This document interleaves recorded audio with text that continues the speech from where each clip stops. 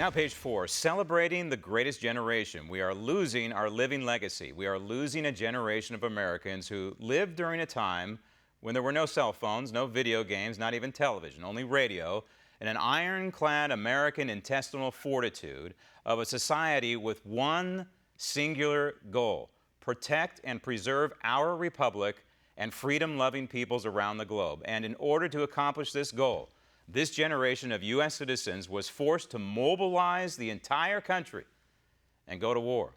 World War II, the sacrifices that were made, the men that were lost, the heroes, the incredible, demonstrative victories in both Europe and Asia.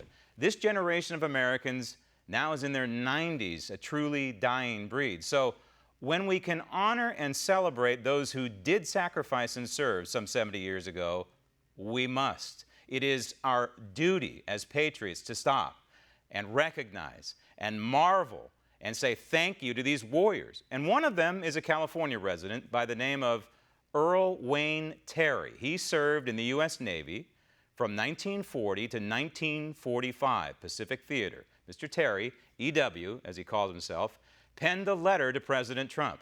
He also sent me a copy. It is a perspective on the current political landscape through the eyes of a man who fought for the rights of the politicians of today. Here's that letter. Dear President Trump, I am a 94-year-old American citizen.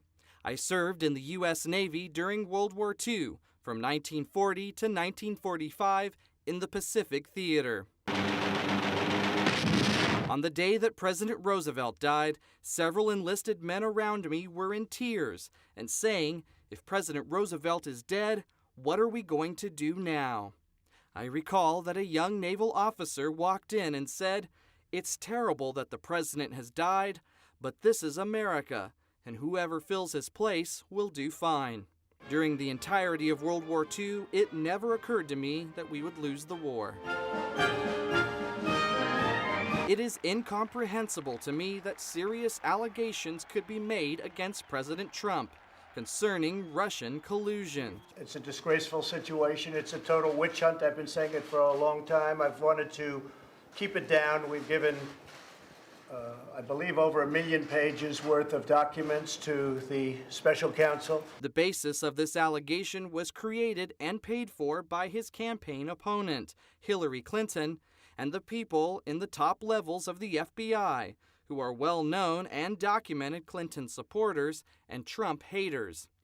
They then lied to a FISA judge to obtain approval to spy on Trump's campaign. Although the Department of Justice makes final decisions on matters like this, we are expressing to Justice our view that no charges are appropriate in this case. These same people looked the other way and refused to charge Hillary Clinton when she obstructed justice and destroyed subpoenaed evidence while raising tens of millions of dollars for the Clinton Foundation from foreign governments while serving as Secretary of State. What difference at this point does it make? She illegally exposed America's most sensitive top secrets on a private email server, which any 14-year-old could hack. You were the official in charge. Did you wipe the server?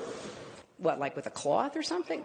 Well, no. In my opinion, all of these people are traitors and should be charged as any one of us would be if we had done these same things. Attorney General Sessions should do his duty and stop this ridiculous collusion attack against the president and prosecute to the fullest extent of the law those individuals on the left or right that have violated federal statutes. I have now decided to recuse myself from any existing or future investigations of any matter relating in any way to the campaigns for President of the United States. In my 94 years, I have never feared for the future of our country. However, currently our country, its laws, and its foundations are being undermined by treasonous people in high and low places. We saw cold, hard evidence of the Trump campaign, indeed the Trump family, eagerly intending to collude possibly with Russia, a hostile foreign power, to influence American elections. President Trump should select an attorney general who can and will uphold the rule of law and the Constitution of our great country. Sincerely, E.W. Terry, Marietta, California. President Trump, I am E.W. Terry, William and second class, USN. I would like to take this opportunity to thank you for what you're having to do for our country.